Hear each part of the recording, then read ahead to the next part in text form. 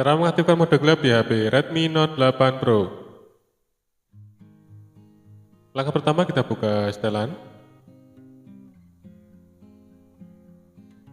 Lalu kita scroll ke bawah. Kita pilih tampilan. Kita pilih mode gelap.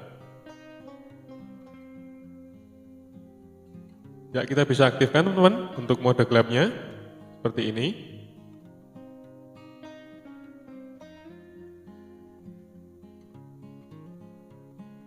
Oke, tampilan akan seperti ini.